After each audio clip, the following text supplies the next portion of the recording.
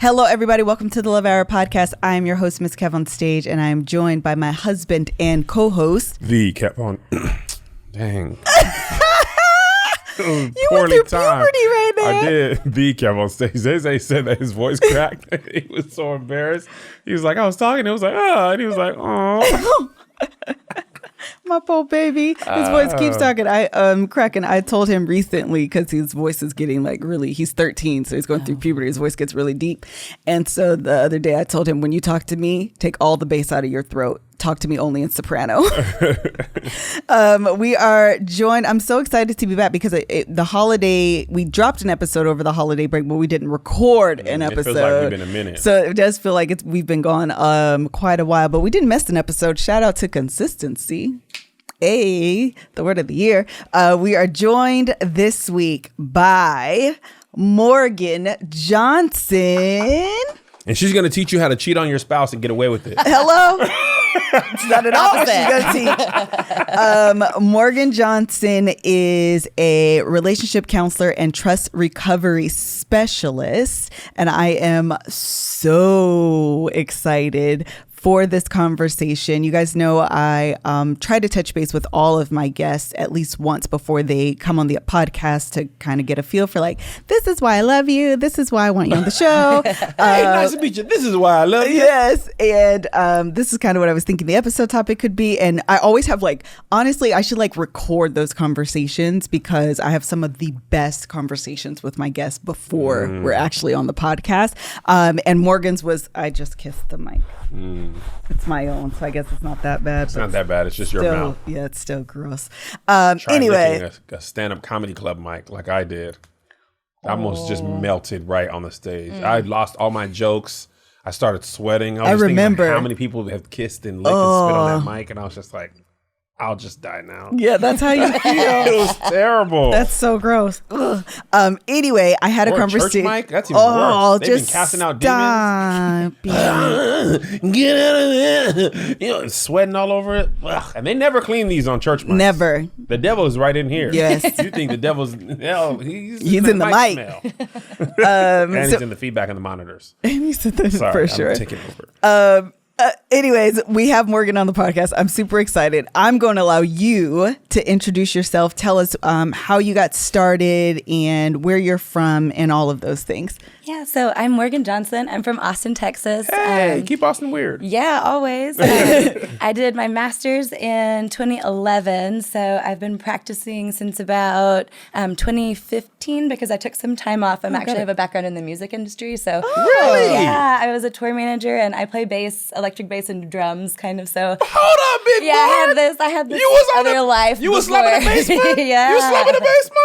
Yeah. Wow. So even after my master's, I took some time off and I moved to Brooklyn and I was a tour manager there for a hot minute. And then I finally decided to move back and met up with a mentor in Austin. And she's like, what are you doing? Go back, sit for your boards, get going, get practicing. And so I sat for my boards and then I started working at a relationship counseling center. Wow. Because in my training, I'd worked with teens and I felt really burnt out. I was like, I don't need to, these are not the problem. I need to talk to their parents. Right? Yeah. I need to talk to these parents, get to the root. And so I started working with couples in the end of 2015 and just fell in love with it and started specializing in trust recovery just because that was the, where I was working. That was kind of what was the I just have to know, what kind of music did you play? I played rock and roll. That's awesome. What? That's so awesome. You need to love your spouse. Love is the way. Love is the way. Trust and recovery. That was their exact song. The music industry, and I was a bartender before. That's been the best training for doing the work that I do. I bet you that 100% bartending thing, because people in there trying to drink that pain away. Oh yeah, no one's gonna overwhelm me. I'm unflappable. I'm going to stop you if you're being aggressive in front of me. I know how to throw a grown man out the back of a bar, so no one's gonna breaking an elbow. I love that. Yeah. Dang, Morg, how old are you? Can you ask that? I'm sorry. Women, don't ask how. Cut to an ad. That's a lot of stuff to happen, and then be like. I love that you had a whole life before. Okay, yeah, let's just and move then on. and then relationship counseling. And then I think that's fantastic. That's like super intriguing. I obviously didn't know that at all, but that's super cool. I'm super excited to know that about it. I didn't get that in the call. We didn't go that far. I was just kind of fanning out. And I'll tell you why I started fanning out. So if you guys know, I'm not licensed at all. I just be reading a whole bunch of stuff. And I love Esther Perel. I love Gottman, and Morgan is like studying up Esther Perel, Gottman, and there's another one, isn't there? Emotionally focused therapy. Yeah, so you can just call it EFT. EFT, okay. So I love reading all of that stuff. I've never studied it, obviously, in depth, but when I started following Morgan, I would see her post, and I'm like, ooh, she follows Esther. Ooh, she does Gottman stuff. Ooh, she does emotional focus, EFT stuff. Child, I think I like her. And so I just connected and reached out, and I'm like super excited. So I have this question. How did you get into like specifically the trust recovery aspect, especially coming from like the music business, then doing teens, and then going like focusing specifically on trust recovery? So the center where I landed to begin my internship, that was their specialty already. It was kind of complex cases.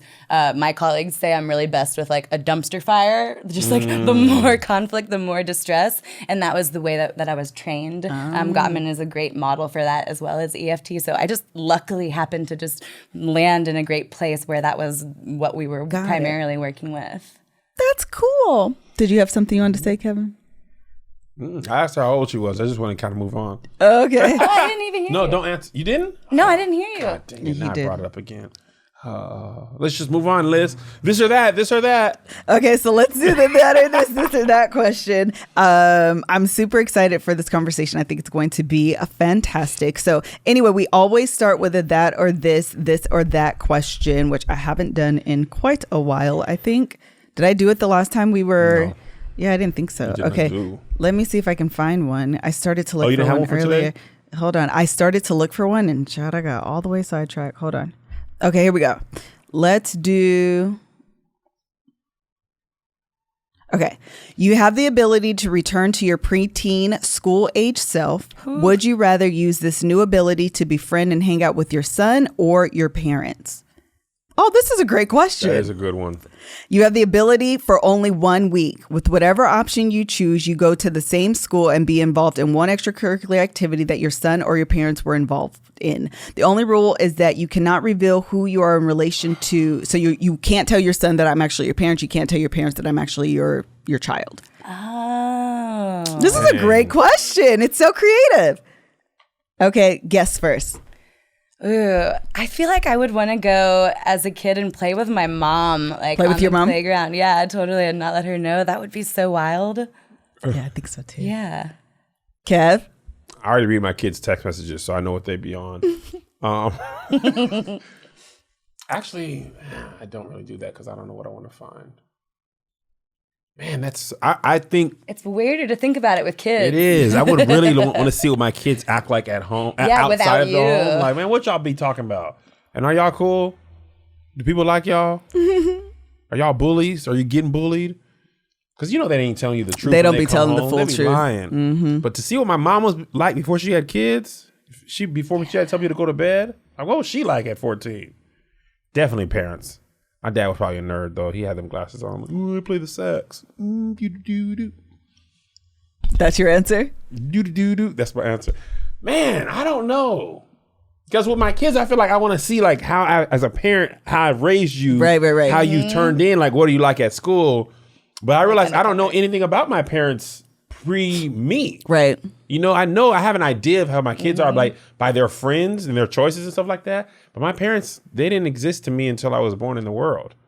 Yeah, and they're kind of like your parent. Yeah. Always. It's never like you didn't have a life before you had. Right. I actually never even asked my mom. Like, I could ask her what was she like in school. I've never even asked that. Like, who did she hang out with? So definitely my parents. I would want to see what parents were talking about. Okay, so I'm definitely going with my parents as well. My mom was doing coke. No, she wasn't. But I think I'm going with my parent actually because I think it would give me a lot of insight and hopefully grace in how I interact with them later on in life. Yeah. Because I feel like, child, who raised you? Y'all are out here being kooky. Is that to your parents? Yes. Who raised y'all? I got questions. But if I got to see like how they were raised and their home environment and how they acted and stuff, it might help like me deal with them. But not that I have a bad relationship with my parents. I don't.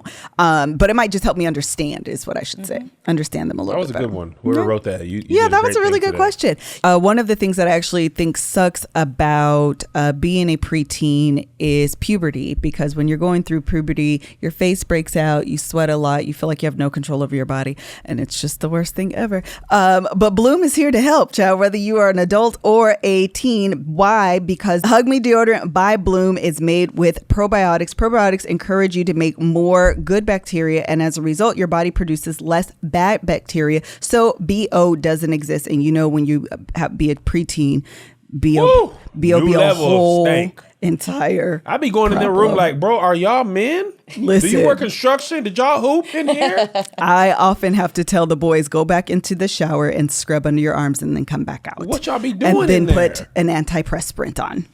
And so Blume is definitely one of those. One of the things that they were just awarded was the best deodorant ever by the New York Post, which is actually a pretty cool honor. I really like them. I always use the coconut and vanilla scent. It smells amazing. But for those men out there, they also have unscented and less fragrant options. Hug Me by Blume keeps you feeling fresh and super huggable. Right now, our listeners will get 25% off their first stick and free shipping when you go to Blume.com/hour. Again, that's Blume.com/hour for 25% off your first stick and free shipping. If you don't love it and feel amazing when you wear it, return it for a full refund, no questions asked. That's Blume, BLUME.com/hour. All right, so let's get into it. You ready? Yes, ready. All right. So let's say, for example, someone has an issue in their relationship and they feel that trust is broken. They come to you and they say, Morgan, I'm struggling in my relationship. I don't trust this man. I don't trust this woman. That's a really nice way of saying it. I don't usually hear that kind. Listen, I'm saying nice. Do they come to you before they cheat on each other or after? Both. Really? They say, I'm about to cheat on my spouse? No, I have had people come in as individuals and say, I'm actively in a relationship outside of my relationship and I want to figure out how to stop it and then do relationship work. Okay. Yeah. Oh, that's interesting. Like, man, I'm finna cheat on her, bro. She tripping. You're right, premeditated. I don't know about this. One thing to start with, I'm not a huge fan of the word cheating. Ooh, tell us. Yeah, so I don't use like cheating or infidelity or some of those words are just really like packed with judgment. And so I use the word relational norm violation. I know it's more of a mouthful. You can just say RNV, but it also... Relational norm violation. Tell us what that means. So a relational norm violation just means that you had an understanding, a shared norm in a relationship, and someone went outside of that. Oh, so that is more encompassing of, because really what matters to y'all relationship, not an overall, this is what relationships are blanket wise. Yeah, because we can betray each other or lose trust around so many things, especially now. It's not the kind of classic affair partner infidelity. I'll see student loan debt is a huge relational norm violation. People say like, surprise, I have $70,000 or $80,000 of student loan debt. That was not something that was a shared understanding or agreement, and it's a surprise. And so it can cause a rip in the trust system. Okay, so I have a question. RNVs. Emotional norm violation. So relational. You can say RNV. RNV. Let me write it down, Chuck, because I'm gonna forget. So one of my questions is RNV. One of my questions is, a lot of times, do you think that norms go unspoken?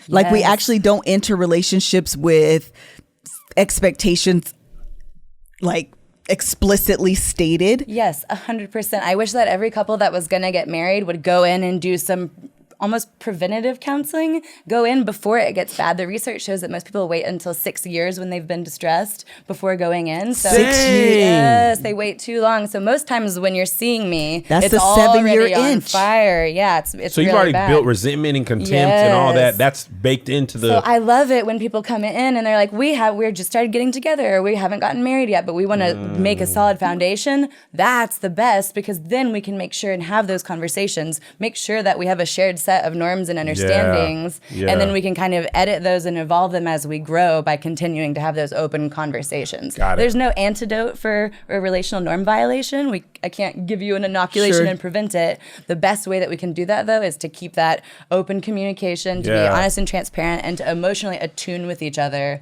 or to connect emotionally. Because if we're attuned and connecting emotionally and we're talking about things, that drastically reduces the risk for experiencing a relational norm violation. So a couple can have like an open relationship and still have a relational norm violation if they've gone outside of whatever they're... I love that you asked that, because I work with tons of people in open relationships, and it's just more nuanced. Certain things so they have R&Vs even within. I was just talking in theory. I just want to sound smart. You could be in an open relationship and you could have a relational norm violation because maybe we have a process of adding in another partner and you did it secretly or you didn't tell. That counts. And that has the same effect of like it'll still hurt the trust just like it would in a monogamous relationship. That makes sense. That makes a lot of sense. So I think because like Melissa and I, we were talking about, we have different sets of friends, some saved, some unsaved. And like some couples don't mind their husband or wife going to strip clubs at all. Like that's not an R&V at all. That's a norm for their relationship. Man, go spend a little money, blow some steam off. But in our relationship, if I went to a strip club without Melissa's knowledge and just came home smelling like somebody else's booty I would sweat, have a problem. Yeah, I can tell by your face that would be an R&V. Also, who was twerking, Kev? Who was twerking? But I think that's really smart. That's why. So we have a lot of, this is an aside, but I think it's an important aside. We have a lot of fans of the Love Hour who are not married. And I think this is a perfect example of why you can learn this stuff before you get married. Absolutely. And it's a better foundation because so much of we talked a couple episodes ago about your money story. Like how do you see money based on the way you're raised? And you just click that. You can have a blank story for everything in life. You know, pay like cleaning or spending money or like you have all those things about sex. You know, affection. Did you like? We got a lot of Nigerian friends, and their parents very rarely show any affection ever. Like they never see each other kiss, so they think that's weird to hug and kiss. But my kids see me kiss Melissa and hug her all the time. So at least learning that about yourself prior to going to a relationship makes you that much better of a potential partner. Oh yeah, and then if you can take that step forward and then talk with your potential, spouse about it, that is more than Melissa and I even had. That was good. Yeah. So one of the things I think comes up is you don't always even know that this is like an expectation that you have until it's violated. Yes, 100%. So how do you even... like what resources do people have? Maybe it's going to see you, Cha. But like what are questions and things that you can get this information out of you so that way you can have that discussion? So I think one great book to start with is 7 Principles for Making Marriage Work by the Gottmans. You may have heard of that one. It really kind of outlines like what is a healthy relationship, what are all of the components, and it just gives you like those kind of buckets or those topics. So it's sort of like we need to have that financial discussion, we need to have that discussion about kids, we need to have discussion about all of those different pieces. That's one place that you can start. That's a good one. Also just coming to someone like me, a relationship counselor, a marriage and family therapist, and you guys we know the questions to ask. We know the questions to ask. So that's probably the easiest if it's something that you can afford to do, or doing a premarital workshop or group or something like that if you needed something that was a little more financially accessible. Yeah, absolutely. So good. So then so they're in with you, and I feel like something that comes up a lot when these R&Vs are broken or happen. What do you say? When they happen? Okay, because it's already a violation. Okay. When that happens, you don't even know like the first step in recovering the trust. So what are the strategies that you offer to people to say, I want to stick this out, I want this thing to work, but I don't even know where to begin? Yeah, so where we begin is kind of helping them orient to a map of what our process is, because it's kind of a triphasic recovery process. So Gottman would call it atone, attune, attach. Okay. In EFT, we're kind of looking at stage 1 as de-escalating the conflict and stabilizing. In the second stage, we're restructuring the patterns that got us into this boat in the first place. And then in the third stage, we're integrating, we're using all of our new skills to kind of move forward and prevent that from happening. And so stage 1 is honestly the hardest. It's unfair. it just really sucks. So the involved partner, so the partner who went outside the relationship or did the R&V, they have to kind of sit tight with the emotional stuff, that because a lot of times that person maybe even had more pain to begin with, and that the offender. Yes, the person, the involved partner can sometimes have a bulk of the pain, and they just didn't communicate it. Not condoning that, obviously. No, but it's inherently unfair for them because they have to sit tight until we can help stabilize the hurt partner, the person who has just realized that this has happened. Because if they're unstable and they're emotionally dysregulated, no amount of explaining from the involved partner can be absorbed. And I really want that. So I have to kind of help the involved partner here. Like, I want your partner to be able to hear you. They can't right now because of things like PTSD symptoms can even show up, especially especially in the West. In America, we see a lot of PTSD symptoms, especially for white women, show up in the aftermath of a relational norm violation. So when they first show up, are kind of stage 1 for sometimes 8 weeks, longer. I've got one couple who maybe it was like a half of a year before we even really kind of got stabilized. It just depends on how intense the relational norm violation was. But once we get stabilized, we're kind of through the crisis, as Esther Perel would say, then we move into figuring out the insight. How did we get here? What actually put us on this path? And the Gottman Institute has a really cool model. I just shared it on my Instagram, but it's a 24-step. It's called the Betrayal Cascade, and it sort of shows you the steps that most relationships go through that lead up to an R&V. And so it's so wait a minute. Whoa. So what you're saying is, and Gottman's really good because he has the horseman too that can indicate divorce. So what you're saying is he's looked at whatever in his research, and and Shirley Glass and Carol Rustbolt are the two that did it with him. So they look at all of these. Yeah, shout out to y'all. R&Vs that happen in relationship, and they have outlined these are the steps that normally. Here are 24 steps that we go through that lead to that experience. Ooh, can you share some of them? Yeah. So what's your Instagram while you're getting your connect with. I just put Morgan. Connect with Morgan Johnson. Yeah, if you pull it up, I've got it. Just I got it. You go by JoJo? MoJo. Oh, MoJo. Yeah, because it's Morgan Johnson. Took me way too long to figure that out. But the crucial piece in that. Oh, there it is. So if you click on that. So go to the second a swipe. page. It was a swipe.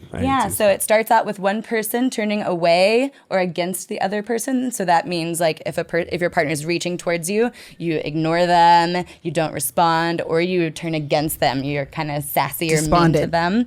Then we start making negative comps about that turning away. So like, my friend doesn't do that. Why do you do this to me? We have a negative comps meaning comparison. Then emotional distance starts to happen. That's fair. Absolutely. So then emotional distance starts to happen. You get a sense of like, my partner isn't there with me. More flooding starts to happen when negative events are experienced or when we're in conflict. It gets louder, it gets bigger. We have a harder time doing repairs, even if we have a repair process. Well, can I pause you? Yeah. Rumination is being unable to stop thinking about something. Josh gave us that word. So that's she pissed me off, so to speak. And then it's like, man, she's always pissing me off. Yeah. She's always pissing me off. And you're just ruminating. Oh, and this really drives me mad about what she's up to. And then your mind's just gathering more and more of those. Okay, got it. Sort of like all the negative stuff starts to stick to you. It's like a conflict absorbing state, was what we'll say in a minute. So then repairs stop working. If you have a repair process, you can try it and you don't feel closer afterwards. Yes. The cycle happens where we start having blow-ups, we avoid the conflict, we suppress it, and then we start avoiding self-disclosing at all, and that's where secrets kind of start happening. Oh, that's good because it's not... Your secret beginning starts prior to the R&V. Absolutely. It starts like, not even about the R&V. And just not about the R&V. About your feelings, about, just your experience with the other person. So now the R&V just goes into that secret box that you've already been... Yeah, it's already there. Oh, I love that. Yeah, there's a little secret box that you've started to create. And the R&V just goes in there. Yep, exactly. And this is how you can start an emotional affair because you start talking to somebody else about that stuff you should probably self-disclose with your spouse. You start sharing that with another person. Oh yeah, and we're almost there. So bids for attuned connection decrease. So you stop reaching out for sex. You stop reaching out for intimacy and connection. Next, loneliness increases. You start decreasing your investment in the relationship. The dependency in your relationship decreases, and you start confiding in others more. if you've heard kind of you talk in private and in public, you defend the relationship. Stan Tatkin talks about that. At this point, people start kind of talking to their friends about, oh, well, she does this or he does this, and it's awful. Oh, snap. So then sacrificing starts to decrease, and substituting or finding what's not in the relationship in other places. Like maybe you don't have a nice intellectual bond with your partner, so you'd start chatting with a coworker who's really smart that you love to talk to. Things like that start Work happening. husbands. Yes. They be making brownies for you. Then defensiveness increases, and maximizing your partner's negative traits increase. So instead of just saying like, oh, she had a bad day, she's just a bitch. I just, it goes to that kind of bigger. And you go all the way in. Oh, yeah. Then we start minimizing positivity. We start verbally trashing, and we stop verbally cherishing our partner. Let me pause you real quick, MoJo. Yeah. People are watching this like, oh, snap. I can see myself in these. I can see my spouse in these. And if you go get a counselor now. If you recognize any of these things showing up in your relationship, go to a counselor now. Nip it in the bud. Because this doesn't, in my mind, I would never think of like prequel. That's not the word. I know, but the movies don't show it that way. They show you just have this like snap affair, and then it's just it starts way back in the emotional attunement. Yeah. Yeah. Dang. Okay, I'm sorry. We're almost done. Don't apologize. We're almost done. So then, the story of us goes negative. So if I asked you guys like, how did you meet? Both of you are gonna light up and tell me about it. If I ask a relationship in this boat, how did you meet? Like, I guess we met this way or whatever. It just goes negative. That story turns. She went to my high school, all right? Yeah, exactly. A lot of people went there. Exactly. And then resentment builds, and we start seeing our partner as selfish. Loneliness increases, and vulnerability to other relationships starts to increase. Sexual desire reduces, and then we become less pro-relationship. And then we start having those innocent new secret liaisons. And now we're almost to the last few steps. We put a wall up between ourselves and our partner. Once you put that wall up, you're going to get somebody else's walls. Yes. Walls, you want somebody else. Like, oh, I got the emotional wall. I'm getting the physical wall over here. Well, Shirley Glass even uses a metaphor of walls and windows. And it's sort of like where people on the outside of the relationship should just have a window that switches so that they've got from the wall window to the wall. From the sweat drop down the balls. Oh, skeet. The yin yang tans were talking about R&Vs. They were talking about R&Vs. From the window to the wall to the sweat in the balls. Oh, skeet. They just knew. We don't give them enough respect. They knew Shirley Glass's research. We That's just all no idea. The yin yang twins should be Read counseling. her research and was like, you know what? It was a subliminal message in rap music. Y'all got to listen with your third eye. That's the eye in your penis. So that's for another topic. Oh, so secrets and deception increases. We start actively turning to others to have our needs met and find what's not in the relationship. And then by the 24th step, deception and boundaries have been crossed, and relational norms have been violated fully. Let me ask you this.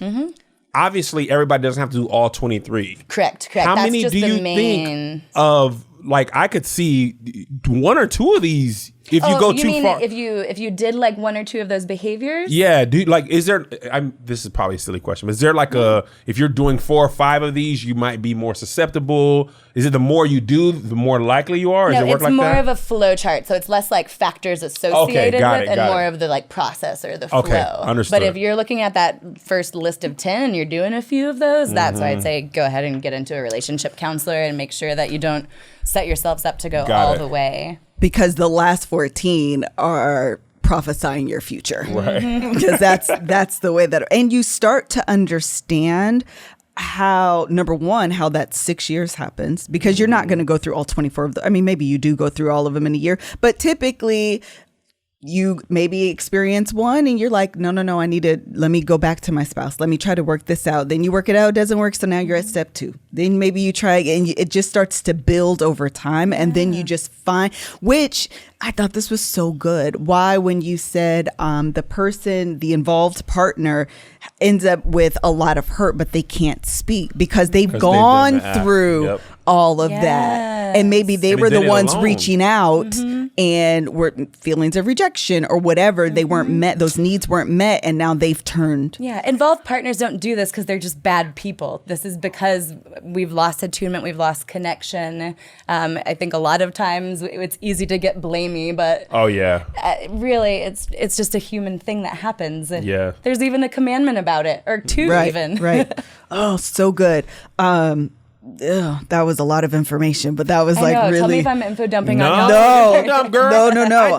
I think that was really that's okay right now. That's what we call it. If I know there was 24 steps and we just went through all of them, make sure that you guys go to Morgan's Instagram, and it's like the Instagram post before the one she posted of the Love Hour, and it has all of those 24 steps out.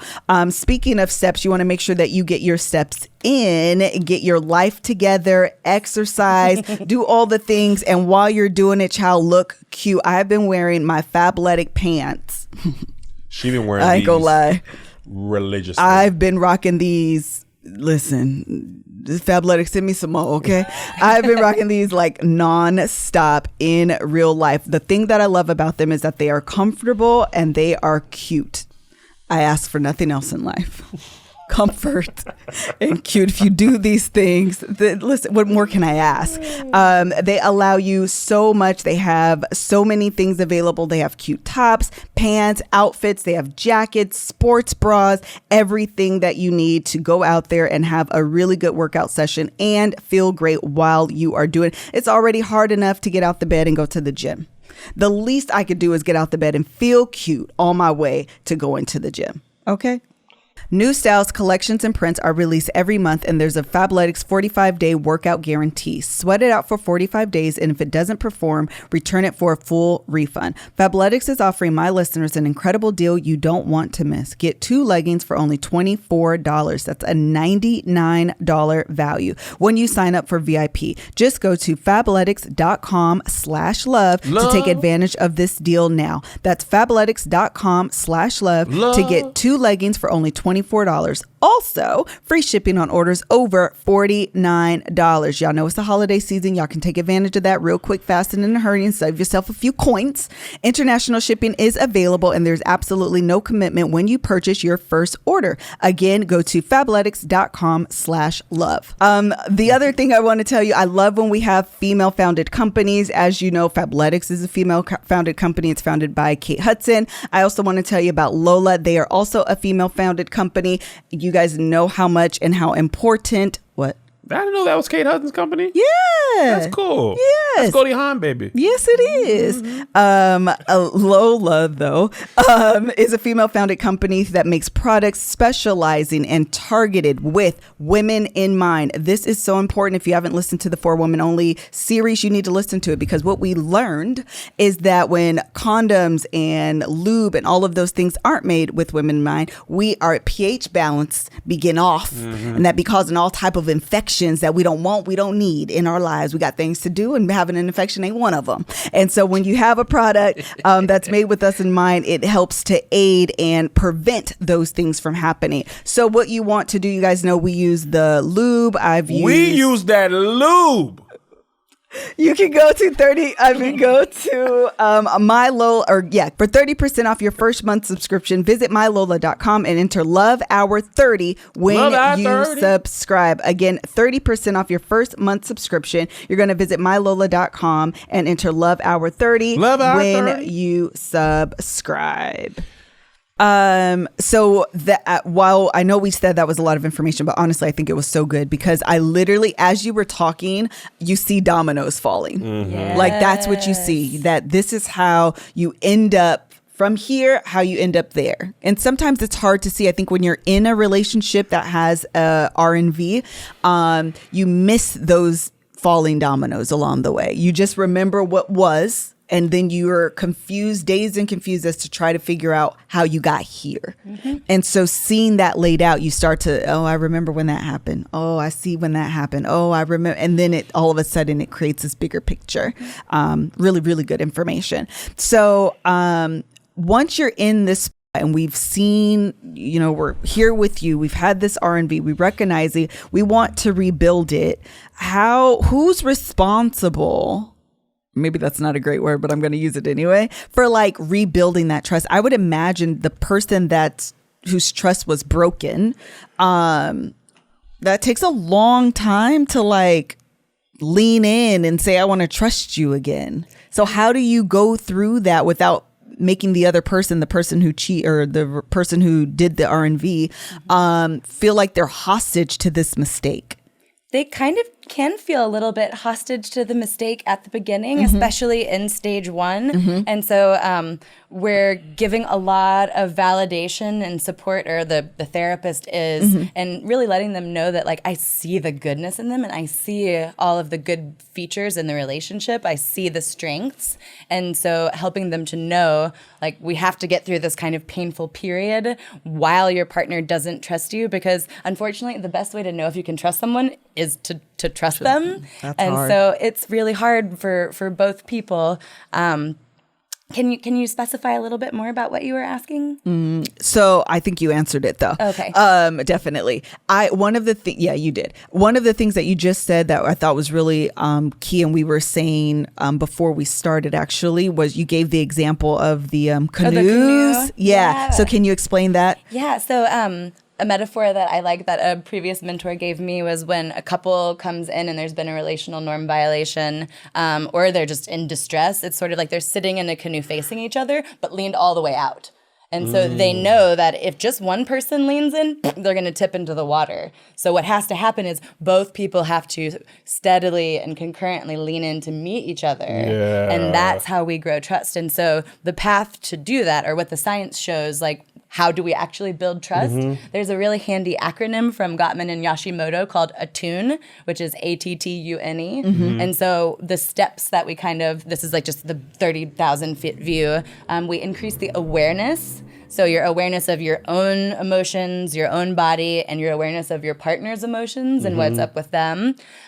T stands for turning toward. Have y'all heard that language from the Gottmans? No. Oh, this is great then. Yeah. So bids and turns is a language they use, which is basically bid and turn. So a bid, I might be like, hey, look at that car outside. Y'all can respond to me in a few different ways. You can turn away from me, just not respond to me, which never heard of a humans, yeah, just not even any words. Oh, just literally, look at that car outside. Me. Just ignore me. Yes, and human nervous systems hate that the most. A negative response feels better to our nervous system than no response at all. Because as infants, we knew. Really? Yes, as infant babies, this is from attachment theory, we knew that we had to be responded to or we're kind of dead in the water. So you can also turn toward my bid. You can say, oh yeah, cool car out there. And you can turn against my bid. So you could be like, that's the worst looking car Is that I've the ever car seen. you used to when you stepped out on me? Exactly. Oh, is that the one you went when you were 0 to 60 on my heart? Yes, that is a beautiful turn against. And so that betrayal cascade is basically slowly turning away and turning against. Got it. So when we want to rebuild trust, we have to start turning toward each other again. When our partner, says like, and we're like, hey, what's going on? Instead of, Gottman calls it sliding door moments. After the movie, he tells a story where he saw his wife in the bathroom and she had tears on her face, and he had a crime novel, and he loves crime novels more than anything. And so in that moment, he knew I could turn toward her, right? Which this bid was her kind of just sitting there crying, or I could go and read my novel. But in that moment, turning toward her, he was able to figure out what was going on and build a moment that created trust in the relationship. Oh, that's good. So the moment where someone is bidding and it's met with rejection, I'm assuming that's how it would feel. A turn against. A turn against. Or a turn away, just not responding. Okay, but is that internalized as rejection? Yes, it can absolutely be. And especially if your attachment, the way that you grew up in the world, you had a parent leave, or you're sensitive already to feeling rejection, then those can really hit your system and trigger. Got it. Yeah, absolutely. What letter were we on? The other T. The other T. Okay. So thank you. Nice job. So that was awareness, training towards, beautiful awareness. T is tolerance for other perspectives. So we have to be able to hold your perception and my perception, just knowing that we're never going to see things exactly the same because we're different humans. Sure. U is for understanding. So being able to understand our partners, that's a pretty obvious one. N is for non-defensive responding. Ooh, that's one that we do a lot of work with if you are coming into my office. Practicing that, learning how to just be active listeners. Oh yeah, that's really, really tough to just sit and listen when we're talking about stuff that's so painful and vulnerable, especially because involved partners, no one wants to hurt their partner that way. Right. This is not fun for anyone. Right. And then E is for empathy. So being able to actually imagine the other person's internal world, feel it as though you were really that person. I'm curious, that's hard. Can I use the term offended party? The involved partner? So the involved partner is the person who did the R&V. Yes. What's the other person called? Partner. The hurt partner. Yeah.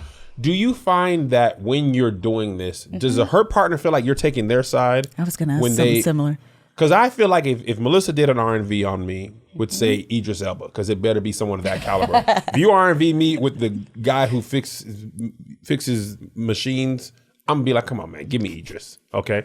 So if she did an R&V on me and we came into your office and you're like, you got to understand that she was feeling this way, I'm going to be like, man, how you going to take her side? She was over there in London with Idris. Yeah. I can imagine this person is like, no, they're bad, right?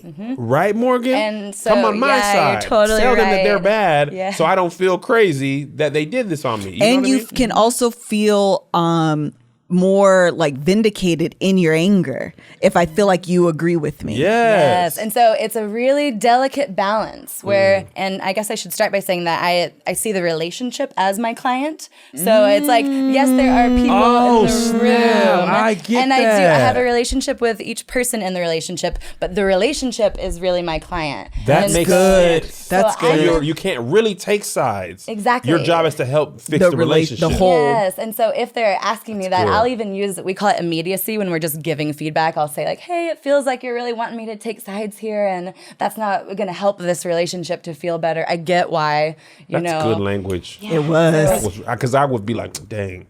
If you said that to me, I'd be like, dang. Well, her partner is going to be sitting there trying to just fish it out with me and get them on sides. But as soon as if I take a side or they feel like I'm taking sides, then you're going to hurt the relationship. Yeah, it's going to hurt the relationship. And no client, no get paid. That also is true. Hey, come on, y'all got to come back. You understand me? How do you stay neutral? I feel like I would be like, you know what? He was wrong.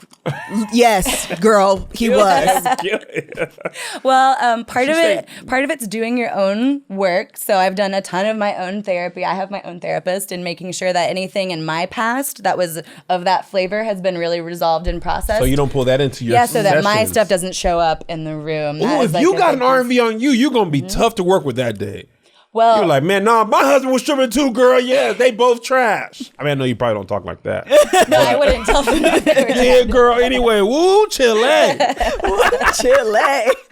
But I never thought about that. You got to keep yourself I have to be fresh neutral and fresh. And neutral. Yeah. Otherwise, you are now damaging somebody else's relationship because of your own baggage. Yeah, when people ask like, why does therapy cost so much? It's not, you're not just paying for that hour or 2 hours with me. You're paying I don't go crazy. To go and do my therapy, to go do yoga, to do all this other things that I do to keep myself grounded and regulated. That is a good way to keep your prices the same. Yeah. I got to have my yoga. Because I got to deal with you, and then a whole bunch of people like you. I got to woosah. But I'm also solution focused, so I don't keep clients in therapy forever. We figure out what your goals are, we resolve them, and then I hope that you feel like you don't need me anymore. Of course. Because you're already attuned, you're built by neurobiology to like do this thing. My job is to just see what that blocker barrier is that's preventing that attunement from unfurling, get that out of the way, and then I trust because of the attachment science that it will just naturally unfurl. I like that. Okay, I'm with you. Oh, okay. So one more question, I think, and I might have some more at the end. Okay. Yeah. When you are starting out with trust, people don't want to wind up with R&V, but sometimes we might be like overly trusting in the beginning. Sure. Do you have like recommendations for people Actually, I have 2 questions, but recommendations for people on like how to evolve trust. I don't know if evolve is the right word, but like what the steps to get to like, I fully trust you. Yeah, well, I think one thing that I just thought of as you were asking that was in the beginning of a relationship, there's a phase called limerence, and our brain is basically on drugs. We have a lot of like serotonin is turned down so that we can obsess and perseverate a little bit. You are using a lot of big words. So that we can just think about ruminate, to just think about that one thing. You're probably a beast at Scrabble. I'm so good at Scrabble. You don't even want. I just see triple words called perseverate, like per what? And then we have bonding hormones that are turned on, oxytocin, so that we just want to be with that person. Dopamine's also getting pumping. So your brain is on drugs. Your brain is on drugs. And so that is the time when we do want to have our best friends, have our family, we're bringing our new partner around them so we can get some reasonable feedback from people that we already trust. So that because they're not having those same chemical reactions. Exactly. So they're going to be a little distant. Or even a couples counselor like myself, someone who can just kind of help see the relationship. Oh, I got a question for you. Because I've said this before, but I don't know if it's true. Does good sex, like early in a relationship, will that increase all those things in your mind? Like if you feel close and you guys have sex and it's great sex. Oh yeah, the bonding hormones, yeah. Will it be more if you guys are actually having sex? Yeah, absolutely. I could see that now because your brain releases oxytocin when you're having like pleasurable experiences. Yes. And then when you bust that nut, you be like, man, I love this woman. I want to marry her this moment. Yes. And so that's where we use lube. We use lube. Everyone use lube. Lube. Everyone should use lube. Everyone. Come on, man. Have a smooth glide in. Nobody wants painful interactions. You want to have smooth, like you up in there. You didn't notice? I was on my LOLA. I was up in that LOLA making smooth for you.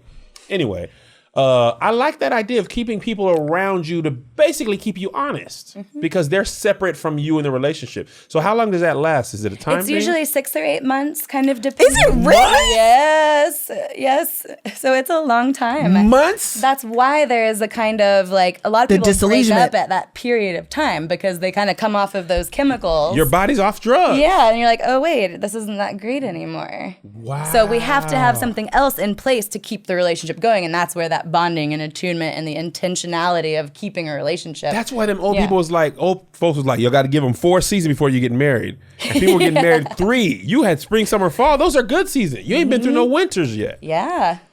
Dang, I didn't think it was 6. I thought you were going to say 6 to 8 weeks. That's what I thought you were going to say. No months. It's a long time. And for more data just on the science of that, Stan Tatkin is a great, but he has Melissa's a book about to nerd out on everything you said. I'm already reading. I'm reading the 7 books. Principles of Marriage. I'm downloading it today.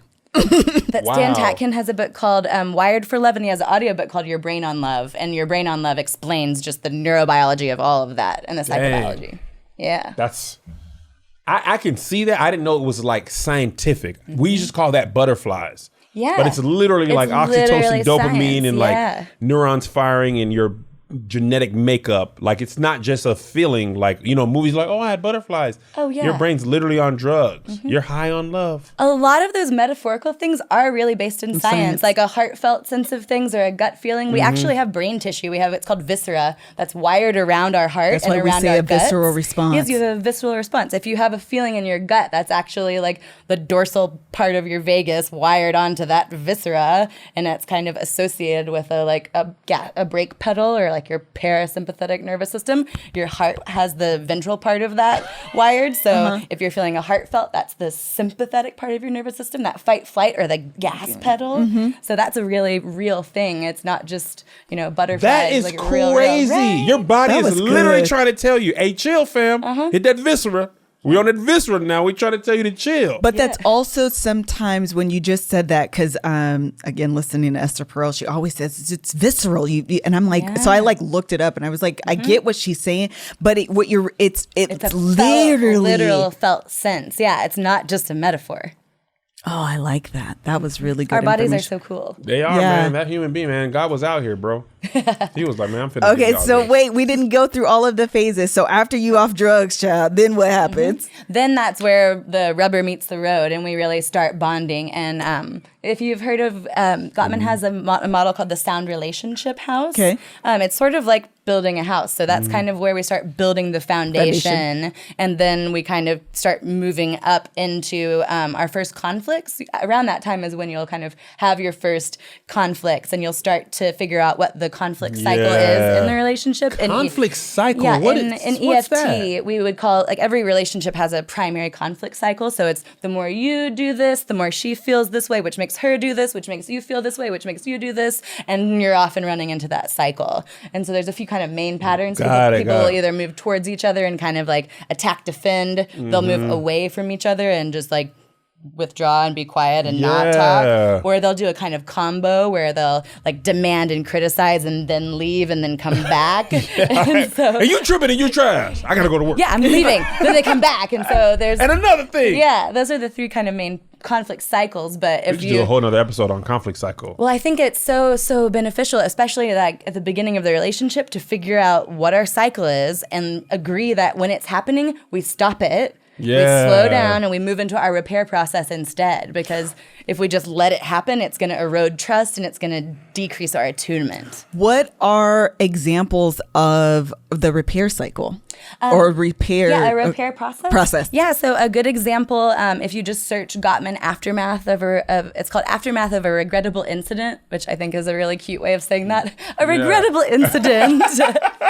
But it's a 5-step process. You can print it out. It's really handy. So it just walks you through so that you're sharing what your feelings are. You're going through about like what our perceptions of the experience are, what sort of set us up to be crunchy already going into it, then what we really need and what one thing we can work on and what one thing our partner can work on. Because that's, I say, the part of the repair process most people forget is that part. Like, what are we going to do differently so that we feel better next time? You know what? So we always say marriages work, and talking to you, like, think about all the stuff you said. Like, how many tools you need to live in harmony with another human being. Like, there's nothing more difficult than another human being. Yes, because it's not a roommate. Like, a roommate is like, bro, don't talk to me. I don't talk to you. You pay your half. I pay my half. I clean up on Wednesdays. You on Thursday. The stakes are different. Yeah, totally different stakes. There's no emotional bond. But the marriage is like, yes, there's no emotional, and that emotional bond both is what makes it great and what makes it more difficult to work through. And all this stuff, I feel like me and Melissa have a lot, maybe not all,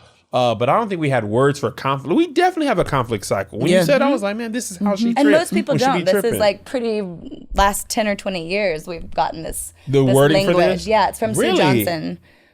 Dang. Yeah, so if I could teach couples one thing and one thing only, it would be to help them see what their conflict cycle is and then teach. And that would be different with a different person, right? Oh yeah, absolutely. Because your relationships are all about dynamics. Yep. Melissa's been saying that, but I wanted to say it right there. Esther Pearl. Man, that is so valuable if you could see that. Like, there's so much in this conversation I'm seeing, there's so much preventative work and also insight. You can see, like, if I notice Melissa's doing 3 of these things, like, some of them you might not be able to notice because they're internal for the other person.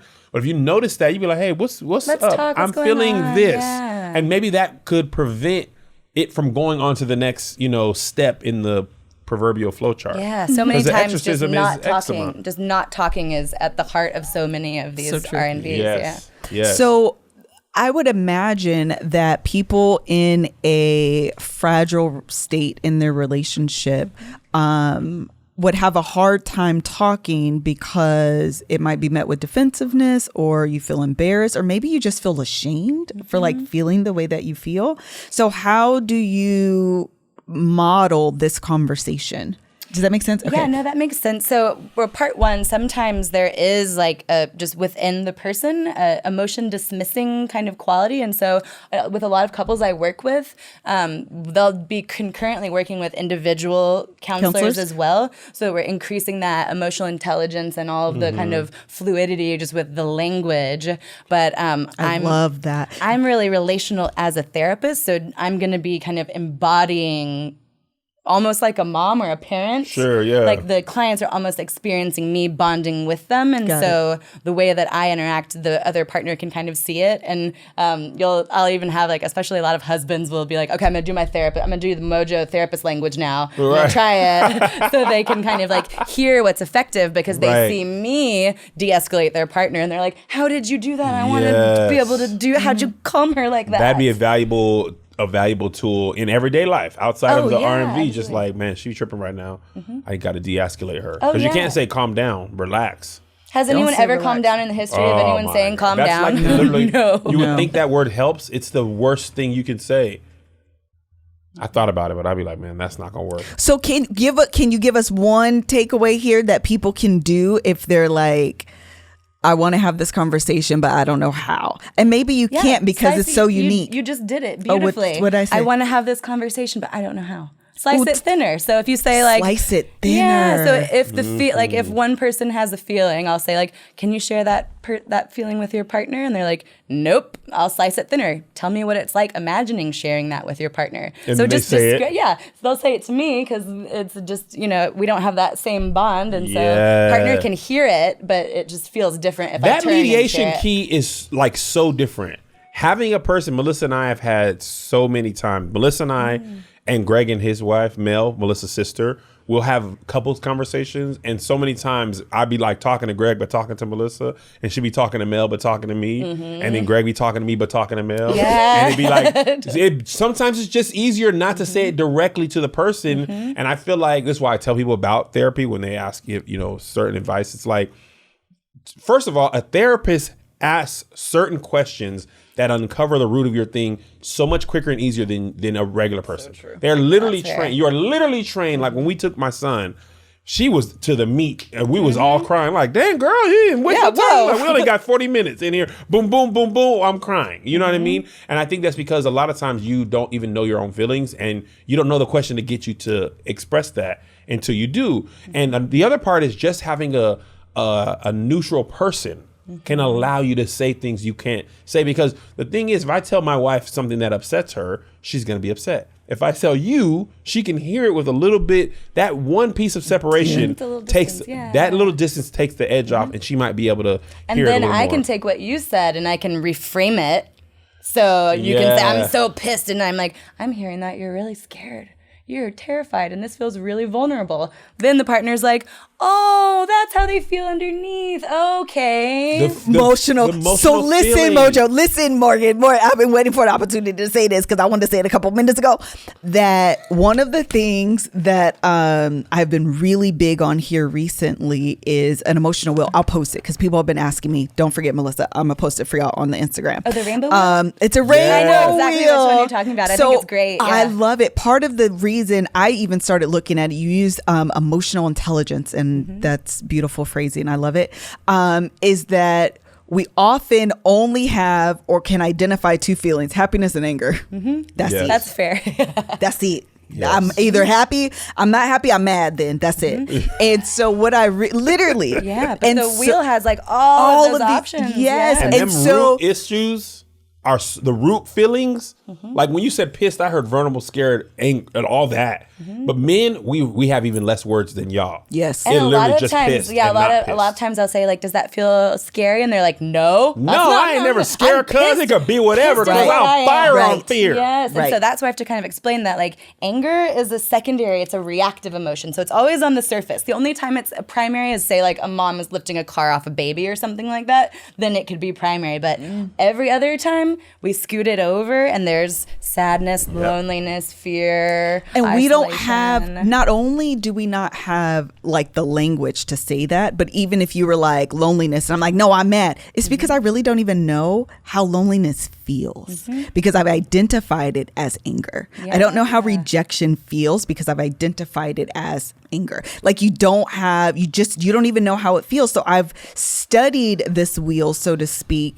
and allowed myself to sit in, what am I really feeling? What is really going on? Oh, at the core. I'm lonely. That's what's going on. Oh, I feel rejected. That's what's going on. Then when you have a conversation with your spouse, it's not simply, I'm mad at you and this situation is making me mad. And what's happening is I feel a sense of rejection. Why? Because you left and I wanted to spend time with you and I felt like you chose your friends over me. Yes. We don't say that. That's so just I love that modeling of describing ourselves instead of our partner. That's one of the fastest ways to turn conflict down. Don't describe what your partner's doing. Don't describe what their motivations are. Talk about what your feelings are, what your needs are. And the narrative I'm telling myself. Yeah. I mean, Melissa and I have been using it. I don't know where she got it. What's from Brene Brown? Brene Brown. It's the narrative I'm telling myself. Oh, yes. And because a lot of times it's not what your spouse is doing or meaning to communicate, but that doesn't matter. Yeah. It's your interpretation of. It's my interpretation. And then they can say, oh, no, I was doing this, you know, and that's so much more helpful when they can say this is what's, and now it's not on you. Yes. Because I'm telling myself this narrative this based is the on narrative this. I'm telling myself. And then I can clear it. Girl, no, it ain't even that. This is the narrative, you know? Yeah. You can even say like, I heard you say, instead of saying you said, just I heard you say is the easiest tweak to take some of that because that means this is how I'm interpreting what you're saying. Exactly. Not necessarily this is exactly what you said. That we all just have different perceptions and we have to honor the kind of both and in that. Yes. And I think when you do that, what I heard you say versus what you said is when I say what you said, I'm ascribing a motive. Yes. And we don't describe your partner's motivations. That's a fast way to get into the conflict cycle. Now, one time you do want to say you said is when she says you said we could have sex, because you said that and I heard you say that and I heard you when you said that, so let's do that. I have a video of you saying that on my phone. So what actually happened is you said this. Maybe I ain't say that. No, I heard you say walls. Speaking of hearing, I want to tell you about Audible. You guys, I have a book club with over 4,000 members. We just hit over 4,000 members. Shout out to the Boo Hive. Shout out to the Boo Hive headquarters. They got me a desk because they were afraid that I was going to drop my laptop, but I forgot to put it together. So I'm going to have it next week for y'all. Is that what that thing in the living room was? Yes, and I just didn't put it together. I was going to help you with that, but I didn't. Yeah, and we went out of town and tried a whole bunch of stuff. And so I will have that. Thank y'all for that. It's so much more than a book club, to be honest. We talk about some of everything. We talked about T.I. We talked about Kev's videos. We talk about the Love Hour. We talk about some of everything. But one of the most important parts of a book club, obviously, is the books that we pick. So every month, what I do is choose an audiobook for us to listen to. This month, we are listening to An American Marriage by, I think her name is Terry Jones. I should look it up.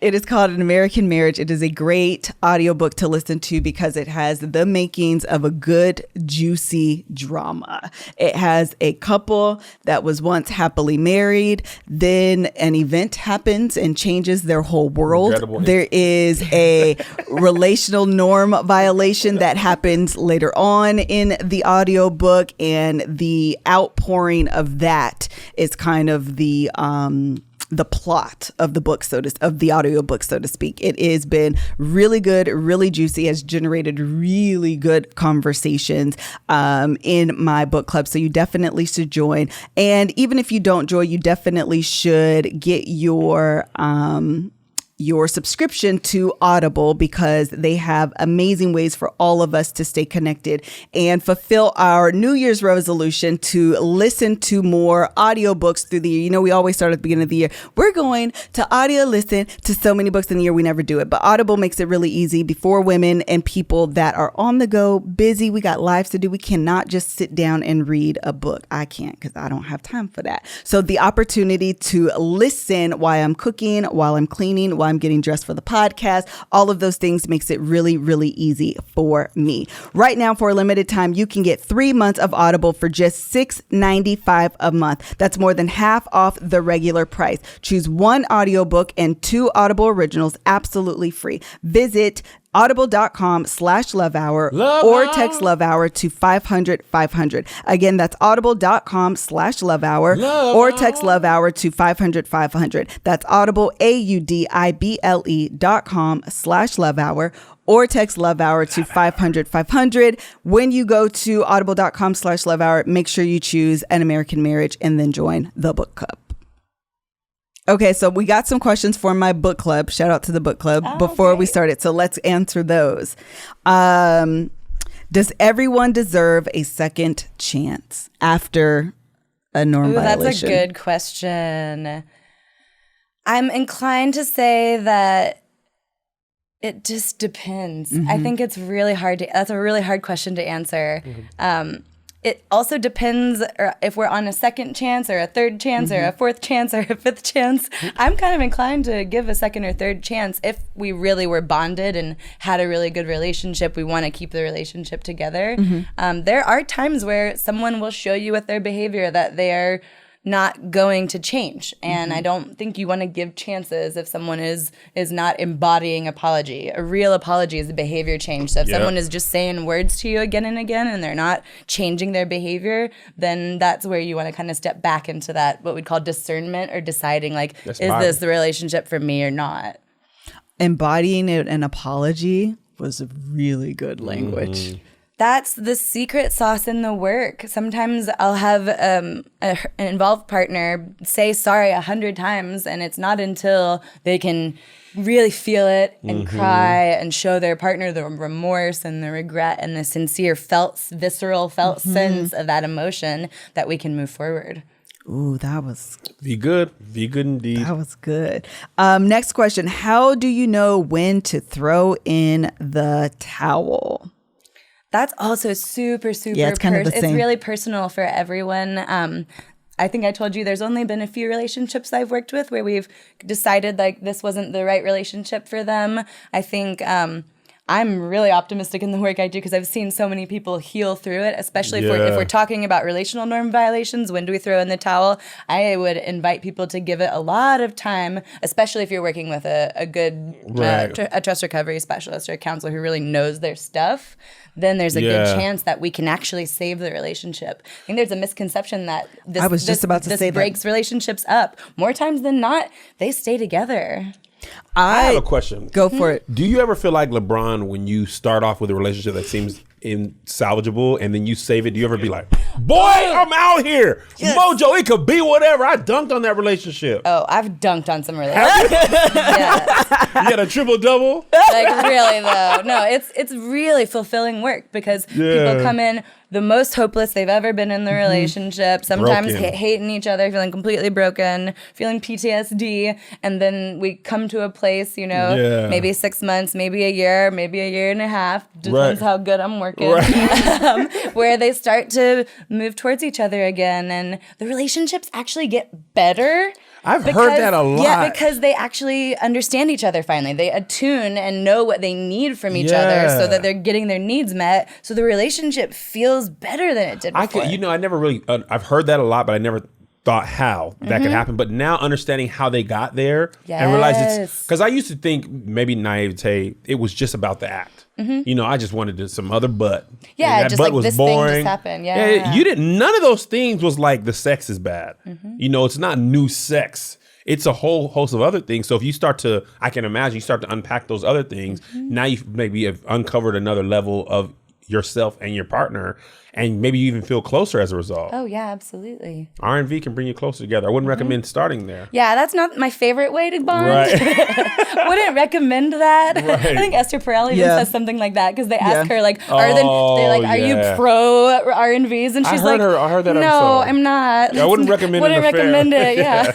And one of the would not recommend. Yeah, and one of the things she talks about in her analogy, when I heard her answer the question, she was like, I wouldn't recommend R&V in the same way I wouldn't recommend someone get cancer. But the life and the awareness that happens to a person who's experienced something such as cancer is something that it's a new appreciation for life. And that's kind of, I think, no, I ain't saying go out and cheat on your spouse or whatever, but there can be something positive. I don't know. We can transform it into a story of resilience that the relationship can have. Like it's sort of like, it's healthy for all relationships to do this, kind of just make a list together of all the things that we have accomplished together, all the dragons that we've kind of fought together, things that we've overcome, and look back at that list frequently. Like then you can add, we went through this awful experience. We went to counseling and sat with some wacky lady who was like, we didn't trust her at the beginning, and now it really it becomes part of the fabric of your story. I could see a story of resilience. That was good. I was going to ask you, how do you deal with people who feel like this is one of my like non-negotiable, I've experienced this R&V and it was one of my things. If he does this, if she does this, then I'm out. If I honor people's non-negotiables, I'll always kind of provide the information and give psychoeducation so they know that there's other options if they wanted to try and stay. But if it was a non-negotiable and they sort of promised that to themselves, then I would honor that. It's always a bummer though, because I'm like, oh, but I think that y'all could connect again. So then I have to back myself up because it's not about me. On you today. Yeah, you're lucky because I would have went for a triple double on y'all relationship. But hey, man, coach took me out the game. So what if they're like, I'm willing to give it a try? That's usually that's often, I would say that probably like 70% of hurt partners come in saying like, I don't know, but I'm willing to like see. I'm willing to give it a shot. Tell me there's a chance. I would imagine that's a long, bumpy road. Melissa has said that an R&V is not a get out of jail free card, non-negotiable for her. I'd be curious to see. I'm not, put your head down. I never thought of, you just never think of this stuff, this work. You know what I mean? Like it's, I'm not going to get this point. Well, I think part of it is, just pull the parachute out. I think I understand what you're saying. But I think part of something that's so important and why I think you're saying like it depends and is because depending on the emotional connection, so to speak, before, like when you were in a healthy, happy place in your relationship kind of depends on if you're willing to make it work. I don't know. Is that true or not? Can you rephrase that? So meaning, so if it felt really good before, yes, and then you went through this, you had a strong bond, then you went through this rough patch. It just goes, it's more efficient work, I'd say. Like if you were already bonded and you had a really strong trust system and really good connection, it's easier work for me and it'll take us less time generally to get through. Yeah. If things were already distressed and disconnected, those are generally the ones that aren't going to even try. They're going to just break up and they won't even show up in my office. You know what's funny? I did an R&V, but it wasn't cheating. It was a financial R&V. I bought a car without Melissa's express written approval. That's a really common one, actually, in my office. Yeah, totally. And I was really surprised at how offended she was. Like it was almost as if I like stepped outside. It was like and maybe for her, the financial trust as equally as important as like stepping outside a relationship. Maybe not equally, but I was genuinely surprised at how upset she was, you know, because I was like, oh, I'm going to pay for it. Like, it ain't even a money thing, but it really wasn't about that. It was about trust, being seen, feeling valued. And those are the same feelings that brought to the fold. Yeah. Yes. It was like, well, you just feel like, you know, you could do whatever you want. You know what I mean? And in my mind, the narrative I was telling myself is I have to get this car or I can't provide for my family. If I can't provide for my family, I'm not a good husband or father. Yeah, it was a vulnerable thing. Yes, and like I'm gonna tell you one thing about me. You ain't never gonna stop me from. People need to eat. Last name Fredericks. I do what I got to do. And this car broken. All right, I'll pay $250 to get this new car, and I'm gonna go out and make this. And she didn't see that. She heard. I don't care what you say. I'm doing what I want to do. You know what I mean? And I feel like that's an example of how. Even using that correct language can help people realize that's not what I was saying, but it is what I communicated. And those are two separate things. It may not be what you intended to communicate, but that is what you communicated. What was absorbed, Yes, and you have to clarify and clear that up because you got a person sitting here with so this is a terrible analogy or maybe it's a great one. Have you seen Talladega Nights? Yes. Okay, so Ricky Bobby's dad was like, if you ain't first, you're last, right? And then when he got older, he was like, man, you're the one that said if you ain't first, you're last. He was like, man, I was probably high when I said that. You could be second, third, fourth. Hell, you could be fifth. And Ricky Bobby lived his whole life with bad information. And the person who did that was like, I don't know what I was saying. I was on, and he's like, bro, that was my whole life. And I feel like that's what happens in marriages. A lot of times what we communicated isn't what we meant, and that person is taking that at face value. And 9 times out of 10, what we're asking is, are you there for me? We're asking, are you, and this is from Sue Johnson. She's just, it stands for, are you accessible to me? Are you responsive when I reach out? And are you emotionally engaged? So it might sound like, why didn't you do the dishes? But it's, are you there for me? Why did you buy a car without asking me? Are you there for me? If you can tune into that attachment channel and hear that language, conflict just kind of melts off. So, Morgan. Yeah. Sorry, I'm hitting you. No. Have you seen The Breakup? With Jennifer, with Jennifer Aniston. Okay, it's been a while though, but there's a great conflict. I want you scene to in watch. that one. So that this is the scene that I'm talking about. Yeah. I love this scene, and I want you to want to do the dishes. I want you to want to. So what I'm hearing you say and the interpretation of that moment, because I'm like, I get it, but I'm like, I don't know why I get it, but also I totally get what she's trying to say. She's asking, are you there for me? Yeah, she's saying, my will you be God. accessible? When I reach out to you, will you respond? And will you be emotionally attuned and available to me? And do you value my thing? I'm tired too. do I I went to work matter? too. You get to go do your thing. I got to do this stuff. Now, that was good. That was good. The other secret thing that I think is fun to think about is in most relationships, we're only asking one of two questions. We're asking, am I getting it right? Or do you love me? And it sort of depends on the person. Some people ask both of those, but in moments of conflict, if you can tune in and think like, are they asking like, Am I hitting it right? Am I getting it right? Or what was the other one? Do you love me? And so those are also kind of associated with that attachment. So more anxiously attached people are going to be asking, do you love me? And the more avoidantly attached people are going to be asking like, am I getting it right? I'll be asking, am I getting it right all the time? Oh, yeah. Oh, I got teary-eyed. That was really good. I don't know why. Mama. You think about when I be getting it right, you're like, man, he got it right. You hear me? Lola. We use Lou. That's crazy because I want to go back to the emotional wheel. Okay. Are you getting it right? And are you there for me? Or do you love me? I'm sorry. That comes out in so many different ways. And the other person is not reading that as the question. You know what I mean?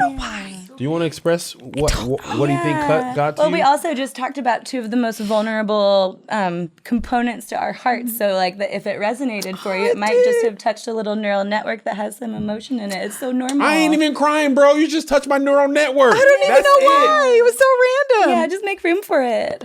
Oh, that Don't was tell her nice that she gonna bust out tears. I never tell her that because she be smacking me. Kevin, you making me cry. Like, girl, I ain't did nothing to you. Yes, you do. Oh, that was really good. Okay, anything else?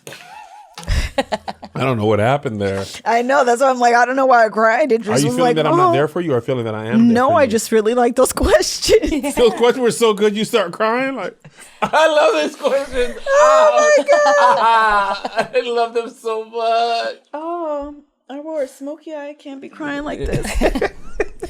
Now you got wet. You got smoky eye with water. You got mud eye. They can't all be funny, Josh. Okay. Okay, you gotta shoot them. Swamp eye. That would have been better. Okay, Kev, do you have anything else? Oh yeah, everybody's a comedian now. I don't have anything else because I don't know what you own right now. I don't need either. to turn the cameras off. No, and you spend I some have one time more with Morgan question, though. one-on-one. I think You know, this was when great. I was in 6th grade, nobody was there for My me. last question is, when all of your years of experience and reading books and research and all of those things, what is the best piece of advice that you can give to couples? About relational norm violation. Ooh, good about question. Tuning, about conflict. Let's go with attunement. I feel like I just want to know what you want to say, but give us four. I then. feel like the R&V because that's what we're Okay, talking about. go with You know? R&V. Yeah. Oh, like you know what? making repairs, I would say. Like, when we hit our conflict cycle, when it happens, not just going away from each other and like hoping that we wake up the next morning feeling better. Yeah. Intentionally saying, hey, let's talk about what happened and connecting emotionally around it and Yeah. like getting to that, hey, we're on the same team kind of page. The repair process is probably the most important thing and the most forgotten about thing. I think any good relationship counselor you go to will teach you a way to repair and reconnect because that's just normal. I define relationship as, this is from Jean Baker Miller, who's did Relational. How many books have you read? All of Too them. many. Enough. All Enough, Morgan. of the They just books. flow out of you. I mean, God, All of the no. books. So a relationship is connection, disconnection, and reconnection. Connection, disconnection, reconnection, around and around. So Yeah. we're not trying to stop fighting or stop conflict. We want to just get better at it. And the way to do that is to experience it Yeah. and repair. So You we know what I cushion think? it. This is one thing I want to share. So Melissa and I have been together for 20 years, right? And one thing that I melts my found, so what is a issue or what may have not offended her years ago now might be. Oh, yeah. And that's what People I feel like. change. People change.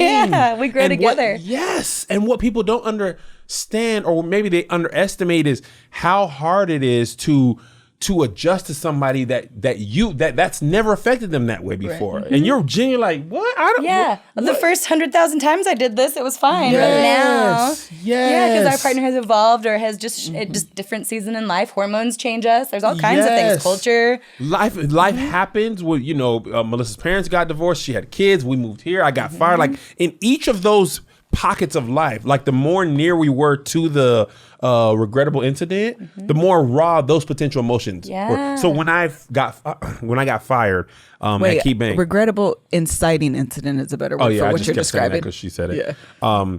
But when I got fired from Key Bank, I was actually so PJ Morton, I don't know if you heard of him, he's a great musician. He had this song called Let Go and Let God. And he sang it on this guy's YouTube video. And I played that song when I got fired. I knew I was going to get fired. I was just sitting in the bank like, they're going to fire me anyway. So I was reading the Bible and listening to this song. So he sang the song. I hadn't heard him sing it in a long time because he wrote it for somebody else. I said all that to say, when I heard that song, it took me right back to Kev's about to get fired. I just got fired. So when I got fired, I just realized, I told Melissa this after I heard that song. I said, I realized that like I can joke about it now, but at that time I was like, man, I don't know how I'm gonna feed my kids or pay my mortgage. And that for me as a provider, that was like the most useless. I'm just like, you are trash. Now in this part of my life, now I have ways to turn on income. I could go on the road, I could do this, I can go back and get a job. But at that time, I literally only worked at a daycare and a bank. And it's a really vulnerable situation. And our mortgage was built on the bank job. So going back to the daycare wasn't gonna cut it. So at that time, stuff Melissa said, now if she could have made a joke about you Kev, you ain't the man, I make more money than you prior, even though she did, wouldn't have hurt me that much because I had a job. But if she would have made that joke when I got fired, you would have been coming for my whole existence. I thank God she didn't. But now she can make that joke again because I'm not in that same place. And I think that's what people underestimate, because they think, oh, you guys been together so long. But what you don't understand is sometimes things are harder because you are used to a person acting a certain way for 15, 20 years. And when they change and they make a hard turn, you got to make a lot of adjustments. And sometimes, like Melissa's case, Melissa 2.0, just say it. Melissa, this new edition, it was a big turn. It was a very much different turn. We had no therapist. That's just me and my own Lord and Savior, Jesus Christ. And I'd be like, Jesus, can you help me with her? I don't know this woman at all. She looks familiar, but she's tripping all the time. But what I realized is it was once I realized what was happening, I'm like, oh, some of the ways we used to interact, we're not going to be able to interact like that anymore. And it was a lot of work on me to adjust to love her in this current version. And I think that's the work that I think people don't anticipate happening. The Gottmans call it love mapping, when we're kind of getting to know the internal world of our partner. And Gottman says we have to continuously update our love maps. There's, especially remember in Google Limerence. Maps has been updated. Yeah, exactly. Got to update the maps. I be on to stuff and don't be knowing I be on to stuff. Because especially like in the... Are you talking to Josh or yourself? Joshua. Oh. I mean, I know you're talking to him, but are you talking to you? He's my mirror. Okay. Go ahead. I'm sorry. No, you're good. In the Limerence stage, we're love mapping really hard. So that first 6 to 8 months, everything that your partner talks about is the most fascinating. Tell me more about that. I love that too. Want to go here? Yes. We just love map so hard. And then after that limerence ends, it kind of trails off unless we do that work intentionally. So we have to keep, going on a date night, asking each other questions, kind of figuring out, because I've got clients who are like in their 80s and 90s and they're still learning new things about each other. That never stops. Let me tell you, this is going to be either the best analogy or the worst. And I'm sorry. We went to Atlanta, visit Melissa's dad, right? He just bought a new house and the whole neighborhood was new, literally didn't exist. So he sent Melissa the address and we're punching it into Google Maps and it's like no results found. Oh, yeah. Right? So we got to call him like, are you sure it's the right address? He repeats it back to us. I put it in my phone. We're like, maybe it's the internet thing.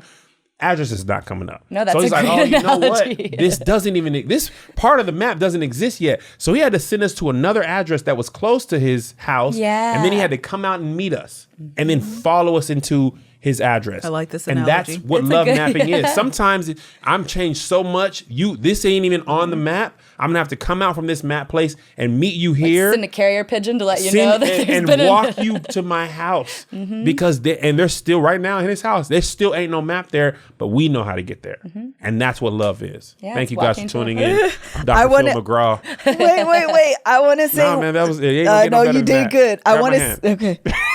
I want to say two things about this. If you start crying again, is she gonna start crying? I'm not gonna cry again. You going to? I'm a real one, cuz. Ain't I? I have really enjoyed this conversation, Morgan, like seriously. But one of the things I think is so important, and I think it will help people that you said about continuously updating your love map, is a lot of times as we get more seasoned in our relationships, we always want to go back to how people were and think of like the good old days instead of doing that intentional work again, getting to know each other again, recognizing that we're growing, we're evolving, and we're changing, and finding that that newness, that freshness, that novelty of the relationship again, and recreating that love map. And so what happens later on is you're like, we've been married for 20 years, you haven't done that work, and then you grow apart. Because like you said, I've ventured off into new territory and you haven't gone there with me. Yeah, we sort of lose each other. Yeah, that was good. I saw that too just now, that analogy. I had one more question. When you say attunement, there's a definition that comes to my mind. Can you give us yours? Yeah, so attuning is tuning into your partner's internal world. So it's being able to understand them, to listen in, to feel their feelings with them. It's sort of like a band if they're kind of like I was gonna make that analogy. Yeah, totally making sure that we're on the same page. Give me a D on the piano. Let me tune my bass. Exactly. Like, oh, we're all the same now. Yes. This is. She just reminded us that all she. musicians. Actually, Melissa used to play. It's been a long time. She played the sax. It's been a long time. Oh, do not minimize that sax. She always minimizes herself. It's been a long. Can we talk about that with her? No, this episode's over. Oh, the food's here. No, come on in, man. No, you welcome anytime. Now we really got to close. No, we are right now. I have to pee, Melissa. I was gonna wait for Joshua. No, you asked more questions. Just had. Okay, listen, Morgan. I have thoroughly enjoyed this episode. Yes. I've learned, first of all, so much. This was such a dense, rich episode. We covered a lot of ground in probably 75 minutes.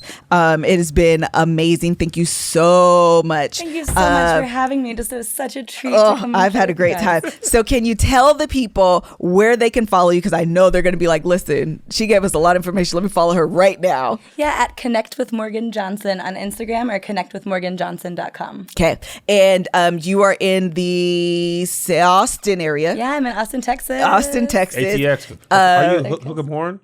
I don't really care too much about sports, unfortunately. I'm very boring. It's a connecting moment. You missed it. She turned away. Yeah, man. Yeah. You see that card? That was me saying turn against. You turned away from me. I turned against you. She turned against. Are you accepting new clients? Currently have a wait list. But okay. Yeah. I bet you do with all this good information. Connectwithmorganjohnson.com if you're in the Austin, Texas area. Do y'all R&Vs now. Then when y'all need to work it out, she might have a Don't free space do the open. R&Vs. But if you're thinking about doing it, please go see Ms. Morgan. Save your relationship. Thank you so very much for joining us. I have one announcement, and that is this. The day this episode drops will be the last day the +1 tickets will be on sale. I am closing out registration. Close of business Thursday, December whatever day. So if you're interested in going, I got all of like 5 tickets, something like that. Is there even any tickets available? Listen, buy your tickets now. That's it. That's the only announcement I got. Until the next time, thank you guys so much for joining us. Bye. Bye.